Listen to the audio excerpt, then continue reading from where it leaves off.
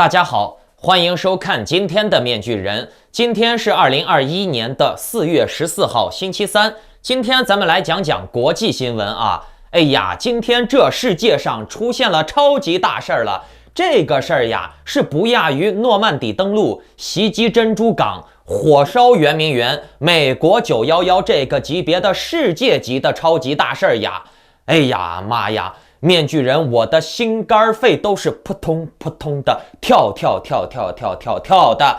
标题你们也看到了，习近平登顶世界王者，美国的衰落无法挽救，拜登宣布撤军，美军将彻底退出阿富汗，并且呢是无条件撤军。我不是中国人的 T 恤发售，黑山欠中共的钱无法偿还，割地赔款。欧盟介入，那今天的信息量很大啊。那这个标题里面可都是大藏玄机呀。哎呀，先来说这个最重磅的重中之重的世界级大事吧。4月13日，多位白宫官员向美国媒体透露，拜登将宣布在2021年的9月11日，这个日子很特殊啊。这个是911袭击案的20周年纪念日。就要在这一天之前从阿富汗完全撤军，此举为拜登政府经过数月审查后做出的最终决定，以避免与塔利班产生新的冲突。据悉，美国前总统特朗普曾在执政期间与塔利班签署过协议，确认在2021年5月1日这一天是美军离开阿富汗的最后期限。前总统奥巴马也承诺过撤军，但是呢，这两位总统的计划都未能在任期内实现。那拜登这一次说撤军是玩真的啊！白宫官员也表示，拜登将在明天正式宣布，与西方盟军协同作战的美军将全部撤离。那这个事儿啊，目前来看呀，态度很坚决。是板上钉钉的那种感觉。其实呢，美国前总统川普也支持撤军，美国的大部分民众还是支持撤军。去年2月啊，川普就已经跟塔利班达成协议了，同意美军就是在2021年的5月前全部撤离。但是呢，条件是塔利班承诺不支持盖达组织以及其他的极端分子。因为这个事儿啊，面具人当时还喷了川普很多次。你看，这说打中东的是美国，最后把中东为美国作战抛头颅洒热血的盟友出卖掉的还是美国。美国当年为什么开启中东战争呢？原因很复杂。表面上看呢，是2001年美国因为遭到了911恐怖袭击而决定报复，开启了中东战争，进军阿富汗，推翻了包庇盖达组织首脑本拉登的塔利班政权，扶持了现有的阿富汗民选政府。实际上呢，这背后有美俄地缘政治，包括石油的控制权等等。那这个话题太过于宏大，以后咱们有机会再讲啊。咱们继续说撤军的事儿。拜登这次下的决心看起来呢是比川普还要大的。美国官员表示，撤军将从5月开始，算上调度呀、延误等等，美军最迟应该能够在9月11号全部撤出。看到没？全部撤出，全数撤出，就是说什么都不管了，拜拜了您嘞。面具人，我个人认为啊，这个事儿现在已经成为了笑话了，闹剧了，会被什么朝鲜呀、古巴呀、委内瑞拉呀、中国呀拿出来当笑柄。你看，美国只会带来战争，只会带来捣乱破坏啊！美国说什么自由民主都是假的，不都是为了石油吗？你美国说来就来，说走就走，然后呢，留下了一堆家破人亡、残垣废墟。随着美军的撤出，这还是无条件撤军啊，并不是那种咱们谈判一下，你给我点黄金，给我点钱，或者是给我割让点土地啊，那我就撤军。不，这一次是无条件撤军，其实叫做撤退也挺贴切的，甚至可以用逃跑来形容。那如果美国这么做的话，这些独裁国家就更有底气了呀。我们从利益层面来看啊，美国撤军中东，什么？你说要先讲道义，道义上肯定是不道义的啦，也肯定是把这些和美国并肩作战的血盟一次性给卖彻底坑死了。但是呢，咱们要讲利益呀。从利益上来说，无论是政治利益还是经济利益，美国的撤军都是很难阻止的。为啥？因为政客想要在短期内促成经济刺激，稳定选民。这经济刺激提升经济哪有那么容易呀？还是杀鸡取卵更容易。底层的这些民众，他们是不会去考虑什么国际大局、天下大事的。这些底层老百姓，他们只关心政府印钱了、发钱了，爽；股票涨了，爽；撤军了，经济要提振了，爽。爽了以后呢，对吧？半年、1年了以后呢，中期选举，把他们这些底层的屁民刺激起来了，好呀，爽呀，给你投票呀。这越是底层的，越是没文化的人，他就越爽，他越爽就越容易操控。所以呢，面具人我就想说啊，这个民主呀，它也是分级别的。你说要是一群高知识分子，他们搞民主，互相参谋，集思广益，往往就是能做出更好的选择。但是呢，你说要是让一群文盲、暴民、流氓这些人搞民主，这些人占多数选票，他们做出来的决定就未必是对的，甚至呢，大多数情况下还是错的。但是呢，他们这些人占大多数呀。为啥？因为愚昧、懒惰是天生的，知识要通过刻苦的学习才能锻炼出来的。所以呢，有知识的人必然是占少数的，那么有知识的人和文盲暴民的投票权利是一样的，势必就会形成劣币驱逐良币的情况。你说对不对？知识分子要通过后天的努力学习、刻苦学习锻炼出来，可是一个人无知无脑、文盲，他是天生的，人人生下来都是文盲。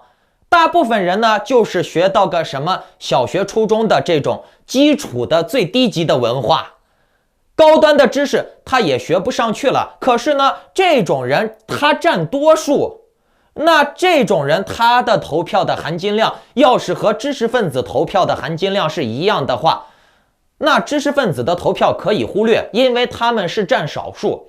而这种情况下选出来的民选领导人，为了自己的政权，为了自己的利益，他们都是会满足多数人的，而这多数人恰恰就是容易犯错的那些无脑的底层的低文化暴民。那政客为了满足自己的利益，就会迎合这部分人，那这部分人犯了错了以后又会去要求政客去改变，然后政客一改变，还是为了满足这些人，那这样就会陷入一种恶性循环。其实呢，我们仔细观察针对美国撤军的这种事儿，美国的知识分子学者普遍持有的是批评态度的，他们是非常反对的。可是呢，大部分的底层民众是高度支持撤军的。面具人，我选出来了一些老外的言论你们来看这张图。在这一点上，我们不能反对拜登的撤离，我们没有能力把阿富汗变成一个民主共和国，我军已经按照给出的规则竭尽所能，带他们回家。看，这个老外他说的还算是有点水平的。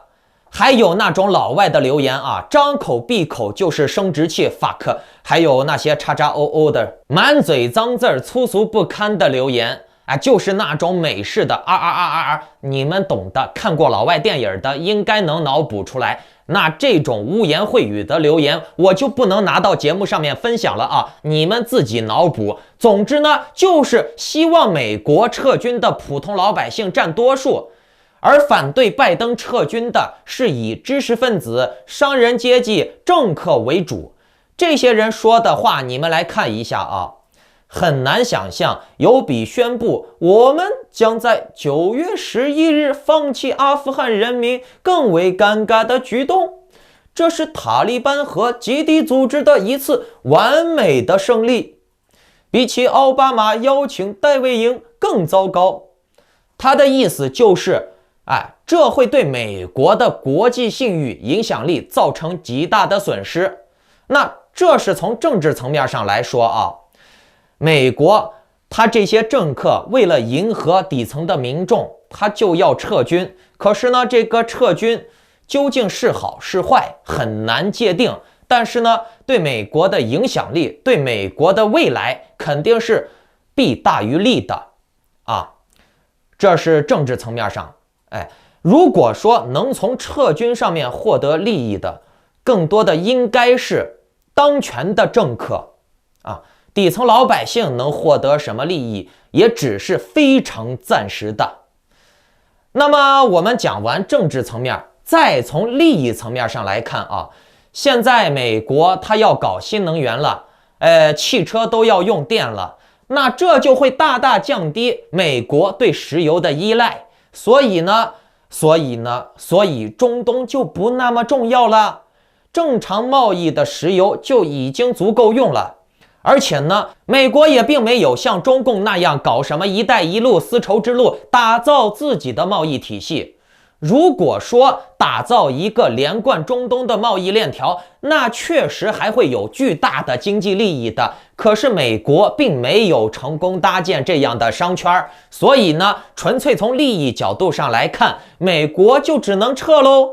但是呢，有个问题就是，美元和石油是高度挂钩的。美国放弃中东，那这疫情以后如履薄冰的美元究竟该怎么稳定？这是个问题。包括中东市场长远看来还是有巨大利益的。美国如果这次舍去了中东市场，以后想要再回来，那就是不可能的了。头疼呀！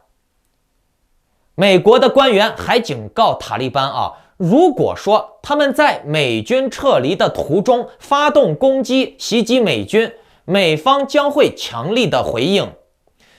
这个官员他说道，我们已经明确地告诉塔利班，若他们在我们这次撤军的过程中对我军发动攻击，我们将会强力反击。这个话的意思就是说我美军现在不打了，我要逃跑了，我逃跑的时候你别来追我啊，不然我咬死你。面具人，我觉得吧，我听到这个话我心里面悲凉呀。自古以来大家都懂得穷寇莫追嘛，对不对？现在塔利班只用思考如何接管阿富汗政权就行了，对不对？谁还管你撤了军以后我去追打你呢？没必要嘛，对不对？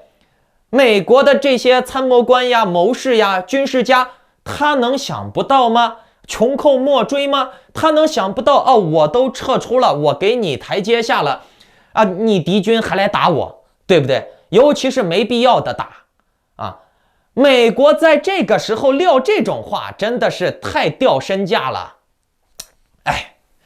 其实呀，这个撤军按理来说是今年5月1号，也就是说再过20多天就必须要按照川普的承诺，就必须已经在5月1号彻底撤出了。可是呢，拜登现在又说要到9月11号才能撤完。英文圈里面现在也有个说法是拜登故意拖延。那面具人，我想了一下我觉得有道理。因为中东战争当年本来就是拜登积极推动了的结果，拜登当年投下了开战的关键票。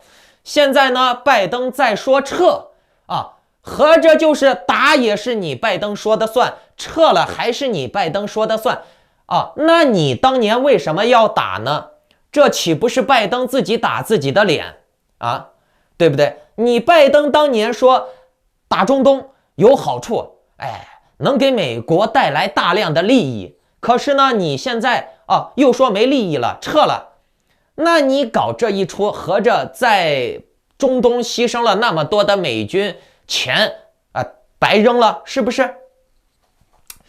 所以呀，面具人我考量了一下，拜登有可能是要把川普的这个5月1号撤军的承诺给他圆过去，或者是绕过去。那究竟是不是要真的撤军啊？还是说在这几个月中会发生大事儿？面具人，我感觉啊，美国他现在需要战争，还不是一般的战争，至少呢都是中规模朝上的战争。但是呢，目前缺乏一些契机。美国如果在这个时候漏一个空门啊，等谁来碰瓷儿，是有可能的，造成一个什么战争契机的。不知道有没有人会在这个时候碰瓷儿啊？我们拭目以待。不过呢，从风评上来看啊，我们都知道塔利班的背后是中共，塔利班的领导人也经常去拜见习近平。这是一个标志性的事件，世界级的大事。如果拜登真这么做了，彻底从阿富汗撤军，那么随着美军的彻底撤出啊，这就标志着美国的中东计划彻底失败。以后呢，就没人会相信美国的民主神话了，无敌神鹰也将陨落。你看，中东一塌糊涂的，东南亚、缅甸，这也是标志性事件呀。美国现在搞不定缅甸的话，以后东盟美国就绝无插手的可能。你再说这个太平洋啊，太平洋的话，看看菲律宾那边能不能扛得住。我看呀，悬呀。俗话说得好嘛，打不过就加入，一起勾兑发大财，耶！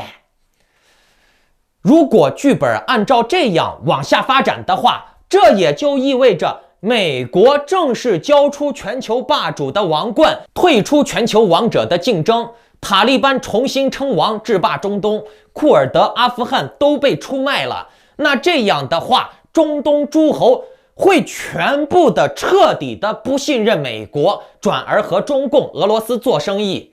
东南亚最终也是这种结果，你们信不信？只要美国敢彻底的从中东撤出，以后美国不会有盟友了啊！至少中东和东南亚没人会信美国了。所以呢，美国的政客，很多政客啊，对这个事儿是抱有批评态度的。我给大家来分享几个，拜登先生决定无条件撤军，这一步骤可能会使美国减少代价和人命损失，但是肯定会给阿富汗该国的3900万人造成灾难，尤其是他们的女人。因为塔利班掌权的话，肯定要恢复伊斯兰国，那这样的话，他们的女人就又要戴面纱，并且呢，伊斯兰国的那种女人是毫无权利的，懂了吗？现在的阿富汗这种女人啊，民选下的女人、自由下的女人啊，她们的权利大很多。如果要恢复伊斯兰国的话，那这些女人可怜喽。那女人就重新戴面纱嘛，女人就被男人这个重新压制嘛。拜登的撤军可能会导致美国为之奋斗了20年的政治成果、经济和社会进步的逆转，付出了超过2000人的美国人生命和数千亿美元的努力，这将会仅仅成为代价。这个意思就是这个政客他批评就是说，拜登会让那边的民众吃亏受惨。然后呢，美国牺牲的人，美国投入的时间、精力、钱，最终呢就是化为乌有，什么都没有。那针对这个事儿啊，不知道观众朋友们是赞同美国撤军还是反对美国撤军？赞同的请留言打1，反对的请留言打2。那面具人在这里再告诉大家一个有趣的事儿。就是这个反对拜登撤军的关键人物有一个关键人物，你们知道这个人是谁不？他现在是最严厉反对拜登撤军的，这是一个你们很熟悉的人，他就是麦康奈尔大神。肯塔基州共和党人麦康奈尔在周2的参议院发言中说，拜登政府计划扭转局势，放弃在阿富汗的战斗。从阿富汗突然撤军是一个严重的错误，这是在面对尚未消灭的敌人的撤退，这是美国领导地位的退步。麦康奈尔警告说，拜登计划中的撤军，这意味着美国将放弃该地区的北约伙伴，也放弃了自由和人权将会受到威胁的阿富汗妇女。麦康奈尔指出，两党超级的多数议员在2019年投票支持了麦康奈尔的修正案，该修正案警告不能从阿富汗撤军。该修正案呼吁川普政府，他必须要证明从叙利亚或者阿富汗大规模撤军之前，要有对基地组织和伊斯兰国有彻底击败的证据。你必须有始有终，你要撤军，你拿出证据证明你赢了才能撤，如果拿不出来，就要把这个事儿完善好。那当时的这个政策是在70名参议员的支持下获得了高票通过。这个事儿是真的，麦康奈尔没吹牛逼，他当年也是反对川普撤军的。所以呢，拜登总统要撤军，麦康奈尔他就愤怒地问道，拜登总统现在可以证明这一点吗？可以证明美国在中东有大获全胜的证据吗？如果没有，你就不能撤。在这里面具人，我给大家强调一下有人可能会觉得麦康奈尔他老婆是中国人，所以呢，觉得麦康奈尔反对撤军是在帮中共。那面具人，我告诉你，不是的，不是的。等会儿我给你们解密首先呢，你们只用考虑一个问题，中东的战力强度肯定是不如亚洲的，肯定是不如中共的。有些人会觉得美国从中东撤军了以后，就是为了投入兵力和中共开战。那面具人，我告诉你不可能，你做梦首先呢，中东的战斗力和中共不在一个级别。然后呢，你看美国现在连中东的这种半路战场都不想打了，他怎么可能再去花钱花更大的精力去面对一个毫无开战经验的、没有更多信息的，去在这种情况下开辟一个新战场呢？你告诉我会不会？风险和收益都没有办法预测。所以呢，你说不管是川普呀还是拜登呀，他从中东撤军就是为了用来攻打中国，你做梦咱们继续看主题麦康奈尔强调，冲突不会简单的结束，要么胜利，要么失败。美国和美国的政府必须胜利。哎呀，我看到这儿我对麦康奈尔这个老头子有点改观。这老头一把年纪了，还挺激情热血的嘛。其实呀，在这里，面具人我就想说支持美国的、爱美国的、真正考虑美国利益的，就是美国的这些职业政客和美国的底层渔民。为啥？因为这两类人，他们都是离不开美国的，他们是依赖美国生存的。政客，他们又不会做生意，他们又没资本，他们只能搞政治赚钱。如果美国政府垮了，他们就没饭碗了。这些底层的渔民就更不用说了，他们啥都没有，脑子也没有，他们离了本国也活不成。可是呢，那些知识分子资本家，人家有技术、有资本、有产业，人家离了美国或许会过得更好。尤其是投机的资本家，资本家无国界嘛，哪儿有钱赚我就往哪儿走嘛，对不对？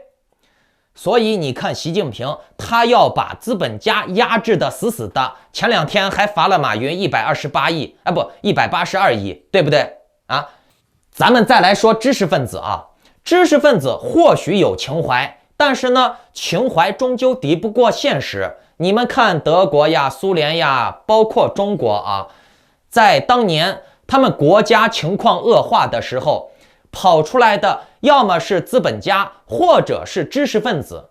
留在国内爱国的都是那些年轻人或者是文盲，文革被斗死的也是这批人。所以说呢，聪明人他都是会审时度势的。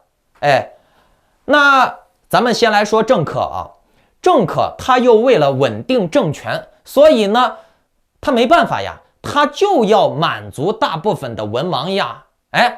文盲也离不开这个国家，政客也离不开啊。政客他离了这个国家，他啥都不是。文盲呢更不用说了，外语也不懂几个。那政客和文盲就这样内卷内耗啊，恶性循环下去，这怎么想都是个尴尬的事儿。所以说呢，没有完美的制度，但是呢，民主制度肯定是比专制皇权这种类型的模式对平民更友好一些。我只是说，民主制度它对平民友好，可是权贵资本家他肯定是更喜欢专制，这一点是无可厚非的。资本家可以在自己的领域去搞专制，那权贵就可以在更大的领域去搞专制。人人都喜欢专制，只有底层的弱者他想要平等，他想要权利，因为他没有嘛，对不对？可是美国呀，你看现在内外交困呀，种种问题呀，实在是难以解决呀。至少目前来看呢，美国很难选出划时代性的人物，带着美国去走一条新的突破性路线。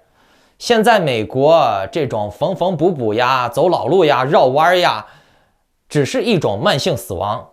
其实呀，美国本来就是移民国家。有个观众的留言很有意思，他是这么说的：美国的三大法宝就是美国、美元、美军。上策是包装美国成为让人们向往的国度，吸收全世界的人才；中策是通过美元控制其他国家的发展；下策呢是通过美军征服他国。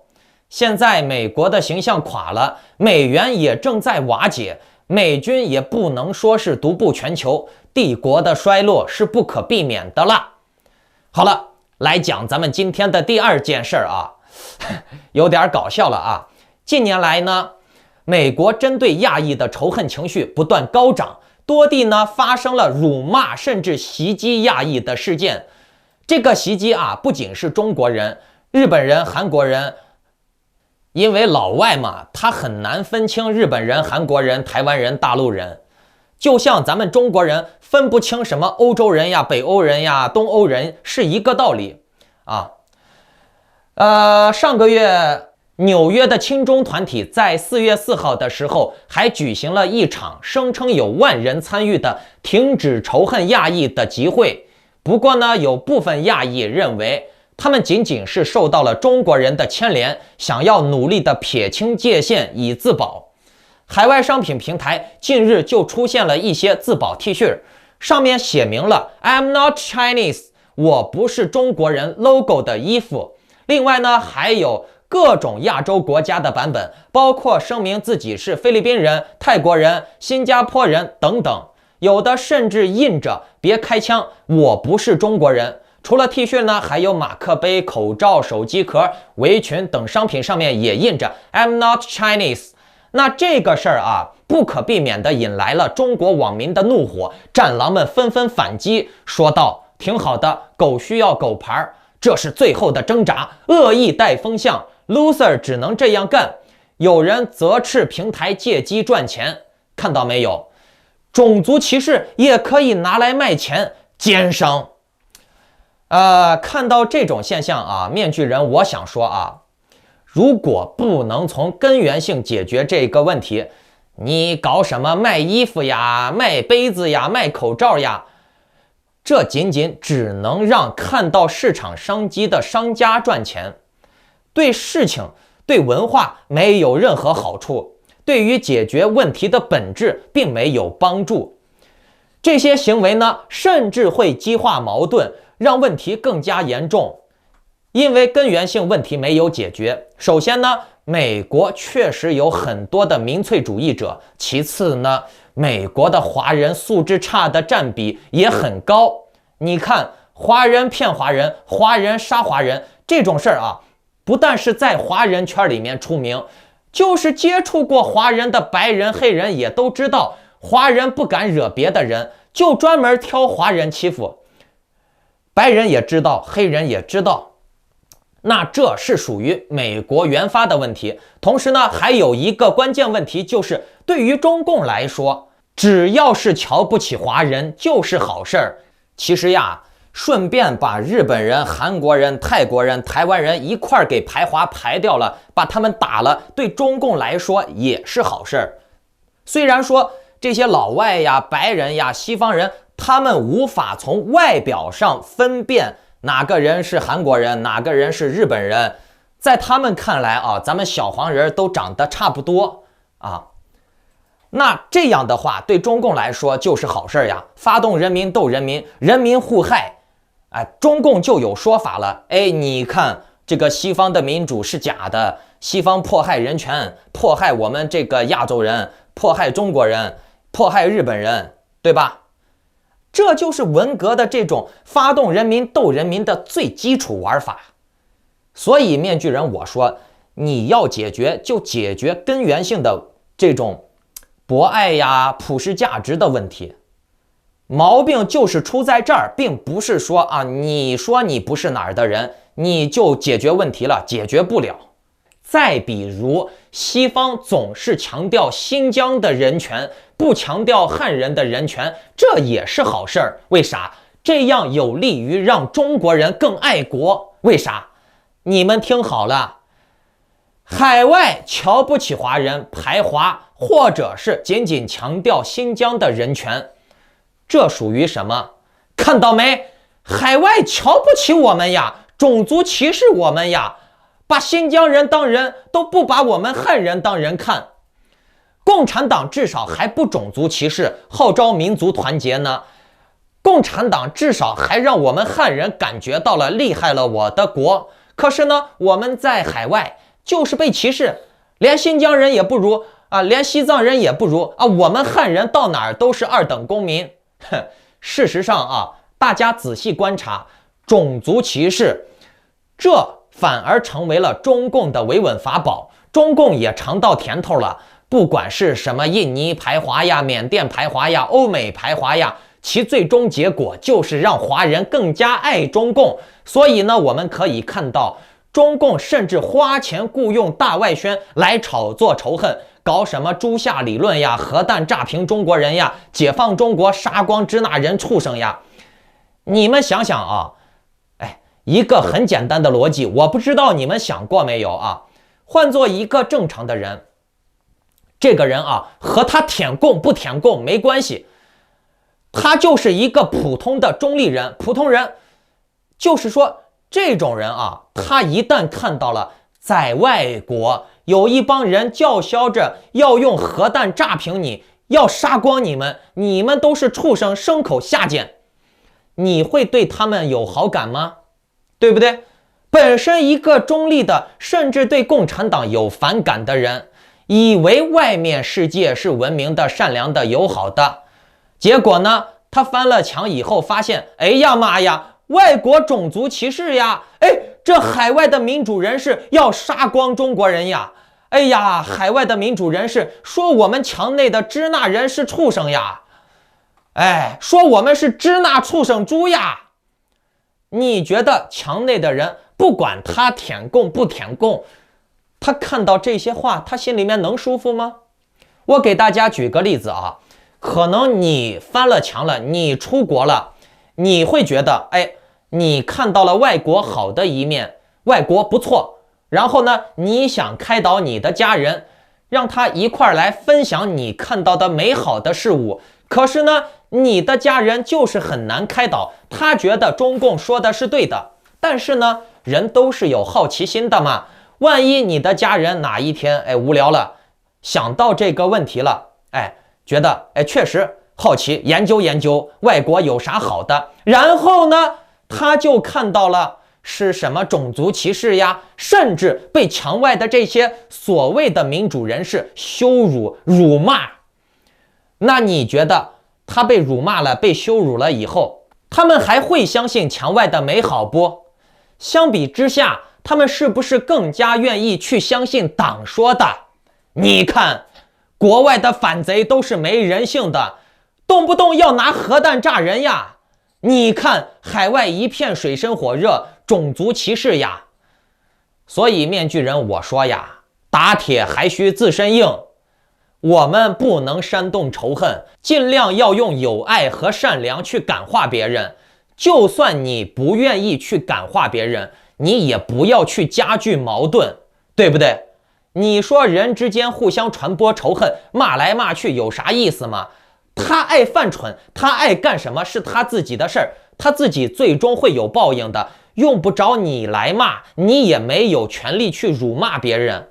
你有那骂人的时间，你还不如搬2块砖锻炼一下身体，多看2本书呢，是不是？学习点知识呢？对不对？你们现在看这么复杂的局势，面具人我也觉得，中国人可怜呀！到哪儿都是牲口，在墙内做牛做马，在墙外被人骂是支那畜生。其实共产党它的治国理政的方针绝非是一面的，因为一个国家大了，涉及的层面也非常多，绝非是普通老百姓能看到的那1-2个点。我就单纯的说反共挺共这种事儿我现在问你，中共他为啥要维稳老百姓？因为他怕老百姓造反呀，对不对？那我再问你这些所谓的反共人士，他骂中国人，他煽动中国人的恐惧情绪，他煽动中国人的排外情绪。比如说这个人本来对海外世界抱有幻想，结果呢，硬生生的让你给辱骂回去了。你觉得这种人，他是在帮中共，他还是在反中共？你告诉我中共怕中国人，然后墙外的民主人士把这个中国人又给洗脑回去，给骂回去，你觉得他是在帮中共还是在反中共？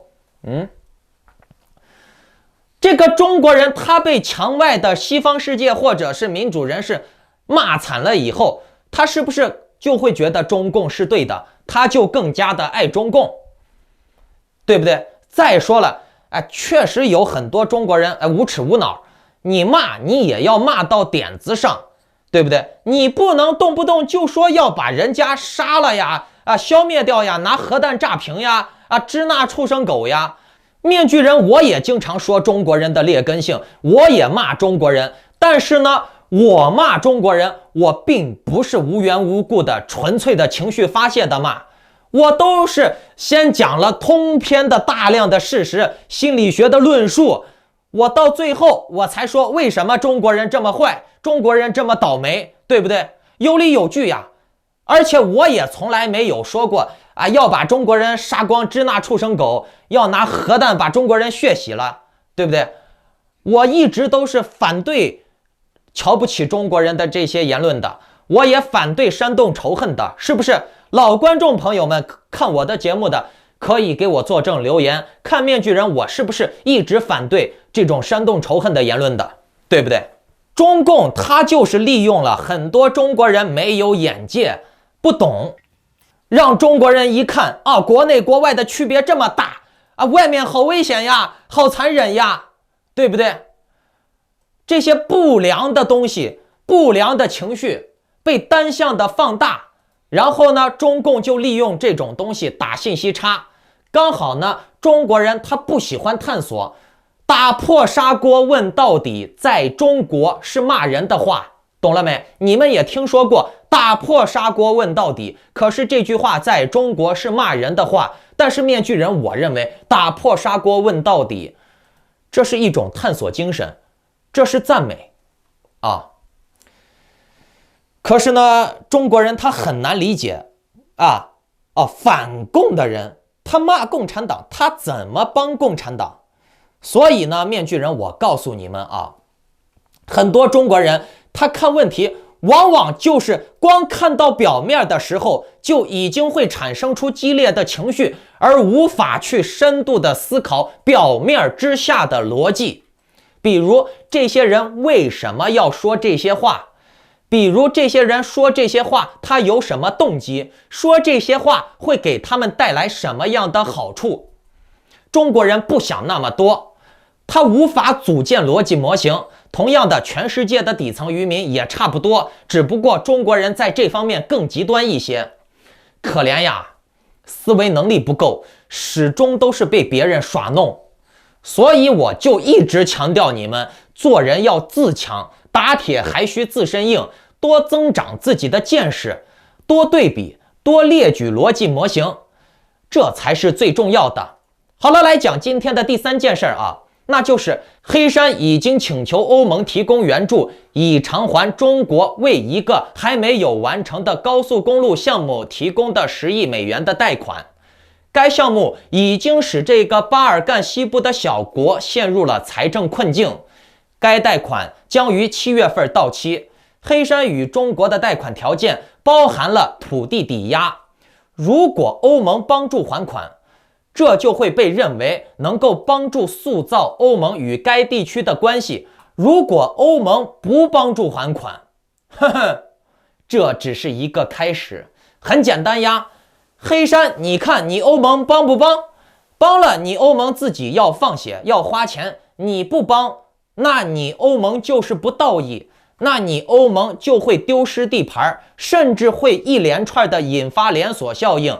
黑山周边的亲欧盟的小国也会丢失地盘不跟你欧盟玩了，就这么简单。但是呢，你欧盟如果说要大撒币掏钱去帮他解围，你怎么应付你国内的这些底层渔民暴民的选票？这些底层的暴民可不干呀！你要拿我们纳税人的钱去帮外国人去大撒币，不行，对不对？好，你说帮是吧？帮了，内部就开始不稳定。帮了，行呀，那一带一路、中东沿线、东欧沿线那么多的国家都欠钱了，到时候都找你欧盟帮，都找你欧盟给钱，你看你是帮还是不帮？你给不给钱啊？帮上1个、2个、5个、8个，也能起到削弱你欧盟，把你欧盟拉进泥潭的效果。要么怎么办？要么对拼消耗呀！我中国背后有14亿韭菜，韭菜不死，韭菜不反，中共的力量就无穷无尽，对不对？所以面具人，我为啥说这些海外的人硬生生的把中国人对墙外的、对咱们民主人士的美好愿望给破灭了，把他们骂回去，把他们恶心回去，就是要让韭菜爱中共，就是要塑造这些韭菜他不反的环境，懂了没？我刚才说了，韭菜不死，韭菜不反，中共的力量就无穷无尽，对不对？那你欧美人呢？欧美人不行呀，稍微受一点点压力，这些底层的民众就要搞选票，就要造反，然后呢，民选政府的根基就会动摇。更何况现在这个教育资源不公平，导致了你不管是欧洲呀还是美国呀，塑造了大批量的这个底层无脑文盲。这个底层无脑文盲它的破坏力有多么的可怕，你看看香港，看看台湾，你就知道了。他能把民主给你玩成民粹，可以玩的是毫无道德、毫无良知我说的这种文盲不单单是拿学历来衡量的，懂了没？是整个立体知识的这个存储的数据库有问题。就像台湾一样，台湾你说地铁死人了，火车死人了，死人了就死人了呗我们死人了还没大陆死的人多。看你说台湾人说这个话有没有点逻辑了？你说你的货车出轨了，铁道出轨了，你死人了，你应该去研究为啥会出轨是不是有设计的缺陷，还是防护的缺陷？跟他中国大陆死不死人有啥关系？对不对？你说一个民主社会人的脑子都已经猪逼到这个程度了，那你说要民主还有啥意义吗？民主和独裁是一模一样的，由一群无脑的暴民把这些良币驱逐掉啊！谁敢说一点理性的声音，就用网军呀、键盘侠呀去霸凌他全家，你说这还是民主吗？这无非就是多数人的暴力。面具人，我只相信啊，这个民主一定是高素质人群、高知识人群才能保证民主的稳定性，否则呢，民主就会退化为民粹，民粹就会退化为文革、暴力、独裁、集权啊！哎，咱们再来看这个民选政府啊，民选政府好。如果说这些人他们都有高觉悟、高思想，有这种全球化的普世价值，他愿意说哦，行，我现在我不拿钱去援助这些国家，这些国家就会背叛我，他们就会加入中共。如果说全世界的国家都跟中共沆瀣一气了，那我们就被包围了，我们就被完蛋了。这是有国际格局、有社会文化的人才能想到的东西。可是大部分的底层民众他不会这么想，他只会想，我凭什么给你交钱？我凭什么让你把钱拿出去交税？我凭什么把钱给你大撒币？我要发钱，我要减税，政府要给我不停的搞福利，政府就是应该给我钱，给我不管是印钱还是怎么样，我就是要爽啊！这就是大部分的暴民的心声，你说呢？对不对？当然了啊，咱们也不能说过度的去为国家无私奉献，就跟中国的那些韭菜一样，不把他割死。他说哎呀，我为祖国牺牲了，对吧？凡事有个度。很显然目前来看啊，现在美国呀、欧洲呀、中共呀都没有掌握这个度。尤其是你看中共啊，他恨不得把韭菜往死的逼，逼的现在韭菜啊不生都不行，不生把你女的给你说退彩礼犯法，不生孩子就是反革命，对吧？那你说这个欧盟呀、欧洲呀民主政府，要么呢就是像台湾玩成了民粹，一帮子这个疯狂的比死人的，比看谁死的人多。然后呢，要么呢就是这个欧洲的这种美国的这种一点亏都不吃的杀鸡取卵的，不顾未来的战略，不顾未来的利益的。政客也只能为了满足民众的需求而顺应这些人的这个疯狂的想法嘛。最终呢，还有一点你们要记住，最可怕的一点就是中共它是用从欧美赚到的钱去干死欧美。那我想问一下各位，这世界上还有比这种死法更憋屈的吗？那好，今天的节目如果大家喜欢的话，就请不要忘记点击屏幕下方的点赞、订阅、小铃铛。如果认为咱们的内容能够帮助到更多的人的话，就请点击转发，让更多的人加入我们，一起提高智商。然后呢，面具人最近在整理心理学上面的一些资料后续会推出更多的会员节目。如果各位有理财、移民、出国、转移资产，还有家庭心理教育的问题，包括个人的这个情感呀、心理咨询呀、发展各方面的问题，想要咨询面具人的话，或者看我的会员影片，可以点击屏幕下方订阅旁边的加入按钮，加入面具人的会员，我们一起提高智商。